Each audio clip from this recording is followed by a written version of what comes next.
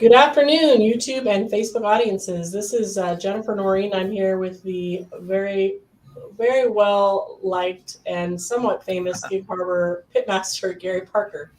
That's a long title, Gary. Hi. That's a long title. How you doing? Let's see. Welcome to 2023, right? Yeah. We skipped Q1, and We did. but at least we're getting a good start on Q2, right? Yep. Trying to get back on track for sure. So, Gary, have you been busy? How's the restaurant? It has been an interesting Q1, right? A really very positive statement. This town always takes good care of us. I always thank them as much as I can and in every way that I can because, without them, I'm nothing, right? So we keep working hard. We keep trying to do all the right things, and the town just keeps taking care of us, So yeah, it's amazing how that works. We have a good time. Some of the things we do, I don't know, we ever covered it here, but, we still have the authors that are coming in and they're always popular. We tried one time skipping a week and everybody kept asking where the author was. Right. So that tells us that's a positive experience. And I think you've interviewed a few of them. The Tuesday senior bingo is really taken off. That's a lot of fun. And we only play for an hour and it's only for fun, but, it's just so much fun to have the lobby full and talk to the people and do those kinds of things, right? So the counter takeovers are just outrageous. We had ROTC here the other day, and they were in here having fun, and it's just one thing after another in here, honestly. What's a counter takeover? That's in the schools or the organizations like ROTC or somebody like that. They get the week where when people come in, they can put their receipt in the jar, and then at the end of the week we add them all up, and they get 10% of the subtotals on those, before tax totals on those, and so they get to go off and they got some money to spend to go do something, right? Yeah, and nice. So it's quite popular because we just go week to week to week. We got schools, we have organizations, bands, all kinds of things that get signed up for it, and we just enjoy it, right? Yeah, it's a simple way you raise funds for the community. So you can contact Gary and he will put you on the list to be featured in the restaurant. You drop your receipt into a jar and 10% of that receipt goes to your charity. It's a very fun thing he's doing for schools and other organizations in Gig Harbor. It actually works. Yeah. Very fun. Well, today we're going to talk about pioneer history and barbecue. I know that's a topic that you really like. And my favorite topic, history? It is. And so I thought we'd get you talking about it. I know that you like to explain the history of barbecue and why it's important to our country and our culture. So I'm going to start off just with a few questions for Gary, and then happy to take comments or questions from the masses. If you guys want to ask something, feel free to comment the question that you have. So why is pioneer history so fascinating to you? A pit master, used to be techie in Gig Harbor, Washington. What's so big about pioneer history? Well, yeah, I'm a techie, but I'm also, my minor was in Latin American history. So studying what went on in the Gulf of Mexico back from the mid 1500s all the way up to current time is really quite fascinating. And so here's a quiz for you, host, right? What's the slogan that I have on the back of my that I wear all around town? I have it on the back of my hoodie. What's that slogan? Barbecue is not for wimps. No, barbecue because America wasn't built on salad. Because America wasn't built on salad. Absolutely, right. Yes. And that's largely centered on this first question you just asked me about why am I so interested in that? Because if you look at a high level, and by the way, the rule here is all the history teachers of the world.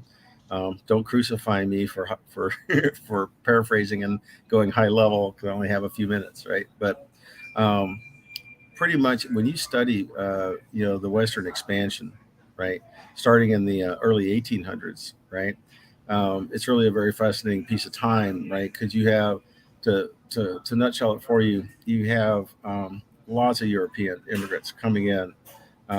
Over the water. They're coming in up in New York. They're coming down the eastern seaboard, and so as they fill out the eastern seaboard, it's crowded. And the idea is to come west, right? and you got two main channels. You got the North Channel with the Northern Railroad expansion coming across, up there, and then you have a lot of folks that get centered down in the Carolinas and Georgia. Okay, and so they start following the southern rail, systems coming west, right, coming across America. Um, Now that sounds pretty easy in today's world, right? You just hop on an airplane. Okay, this is a pure wilderness, right? That they branch out into, and like I said, the train tracks are still being built. A lot of them are on wagon trains, these kinds of things coming across. Many of them don't understand the country, right? Because many of them are Czechoslovakian and German, so that's a very northwesty mountainous type of range for folks who have ever been over there. And so now they find themselves in these hot, humid, mosquito infested areas with swamps, and they're trying to come across, and they're trying to figure out how to eat and travel in these wagons, and then no sooner than they kind of get through that, they find this mountain range called the Appalachian Mountains, right? That they have to try to figure out how to get over, right? And then you think the worst is over, and then you come down into the valleys and you come through the desert. Then you find this river that's a mile across, right, which is called the Mississippi River. And then next thing you know, you find yourself in a big desert, right, as you come across Texas and New Mexico and Arizona, right, trying to get to California. There were no support mechanisms for any of these people, right? So you have to start to ask yourself the question: how did they deal with that? How did they survive that? And for me, the suggestion that I make is this is the beginning of community in the United States, right? Because they're a band of people determined to get across all this adversity.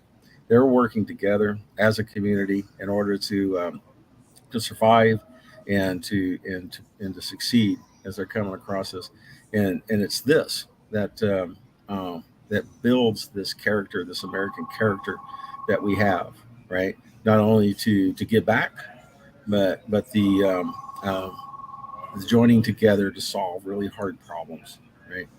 Yeah, like putting dinner on the table and keeping your kids safe and not eaten by animals. That's right, right. I mean, because you got all kinds of things going on. So that's why it's fascinating, because the stories that you can find and read and try to understand all talk about this in one way or the other, right?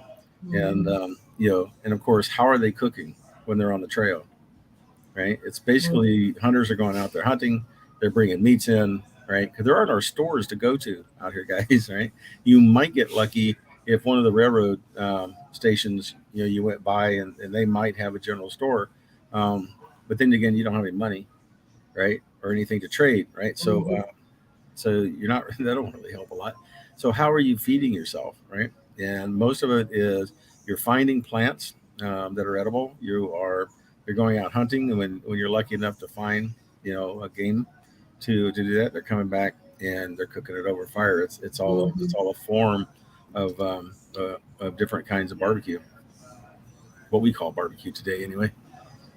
Yeah. So how did it survive through all these years to modern day barbecue to you? Well, that's crazy, right? So something that was started so long ago that we've held on to. I would answer my question with it's delicious, and it's nutritious and it's protein. But what are your thoughts on that? But well, ask it again. I'm sorry. How did it survive so many years to modern day How did time? it survive so many years? Why are we still Because throwing meat on us in a smoker? And because it's fundamental to you, right? Actually, meat over fire. When you ask that question, it goes all the way back to the days of hunter gatherers. It's actually programmed into you, according to the psychologists. And there's books on this you can read too. But we were all hunter gatherers at some point or another, right? Which is, what were you doing? You were hunting meat and you were killing. That was how you lived, right? That is embedded, from according to the books I read anyway. That's embedded in the limbic brain, and it's actually one of the reasons why when you smell barbecue smoke, you immediately go hungry, because it's programmed into you, right? The world's best marketing, right, is barbecue smoke, because it's embedded in your limbic brain, right, and you cannot avoid it. Right. Wow, that's a great marketing technique. You should have a barbecue smoker out front of your store. A lot of people do. Yeah. If I didn't have a dry cleaners right next to me, I probably would do that. So why do you think it's so super important to the history of our country that we know that Well, this is where barbecue came from? And I mean, I know you have thoughts about it represents community and survival in yeah, difficult times, but why is it so important to the history of our country? it's fundamental. Again, it's fundamental to the creation of the American spirit, right? To take on hard challenges, to be successful, to work through adversity, and then all through it, you've got meat over fire, right? Mm-hmm. That's fueling the whole process, right? To me, that's a connection, right? And Mm-hmm. that's why it's embedded in us like it is. And yeah, as you go across the country, there's different techniques and there's different meats, but that's because that's what was available, right? Mm-hmm. And Mm-hmm. you can go even deeper on this story, right? Forget about the 1800s. Let's step back into the 1500s and the 1600s. Okay, there's only native tribes here, down in the South, particularly, right?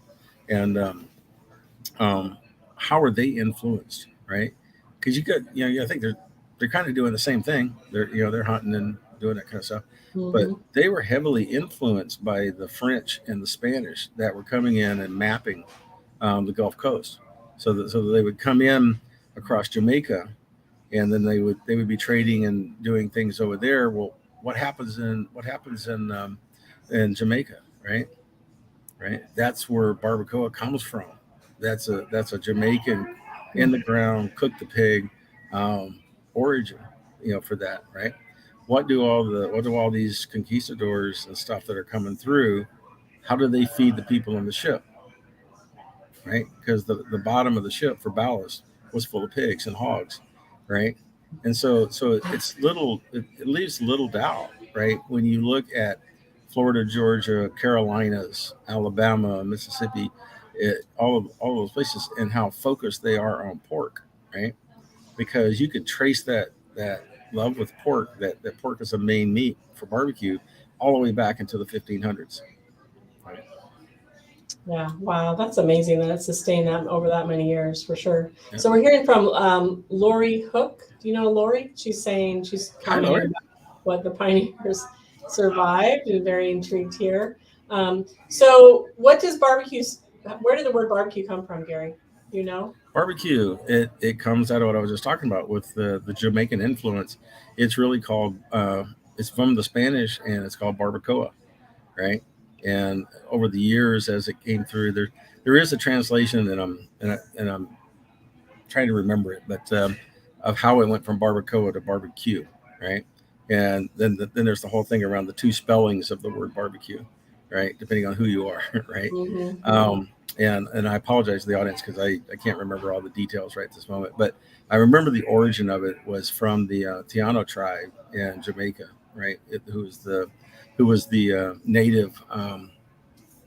um, native residents there, and it started with that. The Spanish came in um, and learned these techniques, right? Thought that was cool, and then as they migrated, more and more of them came through, and they went and influenced the native tribes here.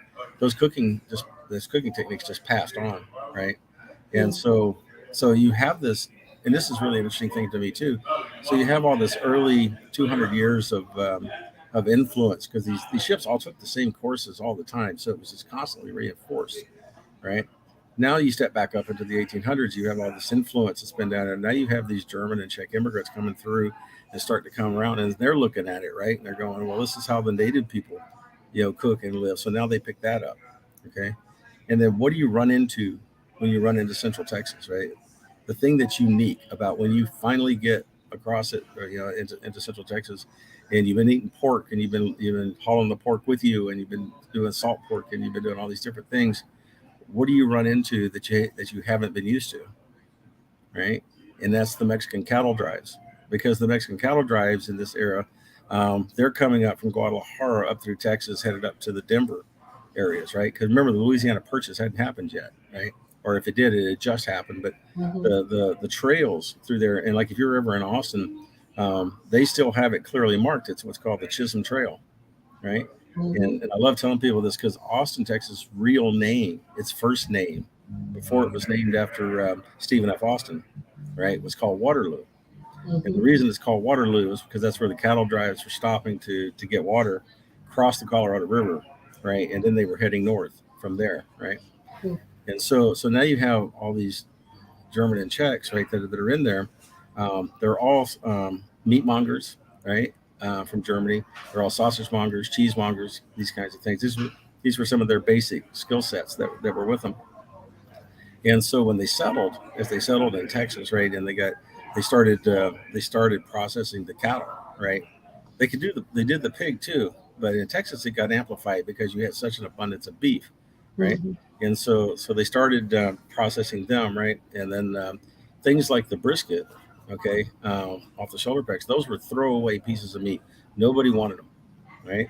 And so they started trying to figure out, they didn't want to waste them because back then you didn't waste anything, right? When you trimmed out a carcass, right? Nothing went to waste. The bones, everything were all used. Mm-hmm. The problem was though it wasn't very savory and nobody really wanted to buy them, right? And so that's when they started putting them in the smokehouse to preserve them, and then they let them sit there long enough that they got tender, right? And then what's the way they started doing that? They started using it as a food source for the farm workers, right? And the people that were laborers, right? And so it was So it was originally the secondary meat. it was the secondary meat, right? Yeah. And then everybody started finding out that hey, that's good, right? And brisket, the brisket as we know it today got born, right? Because it became a marketable item at that point, right? So this, basically what is 300 years of history, right? From all the way back from the Spanish and the French that came through, doing all that mapping, influencing them, all the way up through the 1700s, then the early 1800s with the migration. Um, then all these things kind of came together. So today you can sit back and look at it. You got the Carolinas, and you got Rodney out there, doing the whole hard, pig pickings and stuff in his barbecue restaurant. You come all the way across. You got the Tennessees with their mops. You've got um, you got the Alabama, Mississippi that does a lot of pork. Louisiana has their own style, right? Because there's still a lot of Cajun influence there, French influence there, and then you got Texas. It's got the big beef country, right? And then that extends all the way up to Kansas City and that kind of thing. I'm Hope just that hope showing everybody off. followed me on that lineage, right? Because that's a huge lineage. Yeah, I'm just showing off what you're talking about, trying to capture some of it. So we got pork and brisket. We also have turkey in here, Well, yeah, and yard birds were everywhere for everybody, right? That was one of the things you could take with you on the wagon trail, right? With you is chickens, right? Chickens just follow right along, all right. So you Mhm, get a bunch of them. They just come with you. Turkey you would find wild, right, as well as pheasant and some other things. mhm, And today we really focus more on the chicken and the turkey these days. mhm. Yeah. So you just make the chicken that was following your wagon, Following your the dinner. wagons, yeah, Yeah. yeah. Yeah. One way to keep them fresh, right? Just let them Yeah. walk along with you Yeah. because they For were sure. also a great source of eggs and everything too, right? Yeah. Big food source. So, well, thank you for sharing your thoughts on that. I know that we've talked about it before, but it just seems to be a topic that burns with you a lot, and it is a fun way to teach history, Yep. um, and just recollect our country and the history of it and where we came from. We were definitely born fighters, and we still are. Yep. We're all facing kind of an economic turmoil right now, even still, and I think that human spirit still lives on for sure. So that fighting spirit. So, anything else you want to tell us going on in the restaurant in that last couple minutes? Let's see. What philanthropy is going on? I know you're not feeding the seniors, but you're showing the seniors movies, at Yep. least Oh, yeah. once a month. So tomorrow, for those who don't know, once a month, I go over and rent the big Galaxy Theater here in town, and we show as many seniors as I can pack into a theater. A free movie. It's just another form of give back into a community that's very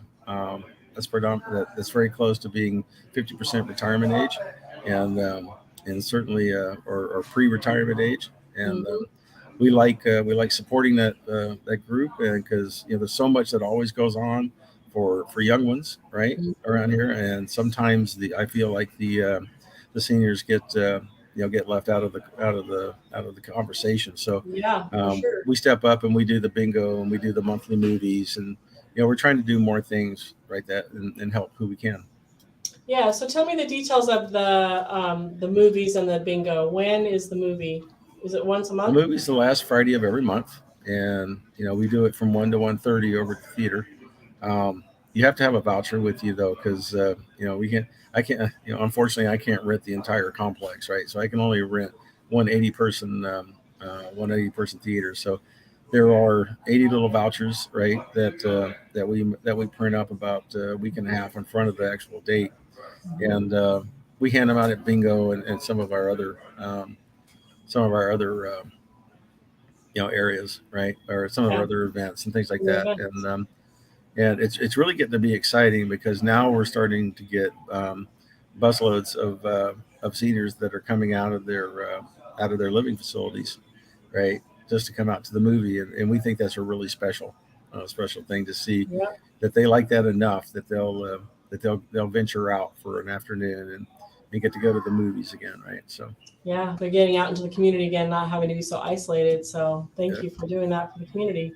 Well, thanks, Gary. We need to get back on track and do these videos every month, and always look forward to our chats and hope to hear from you again next month. We need Okay. to figure out, how to gather some topic ideas from your community there in the store. I bet some of the authors or some of the customers there, we need to start asking people what they would like to hear you talk about, Yep. for sure. So anyway, good to see you, and we'll talk again. See you guys.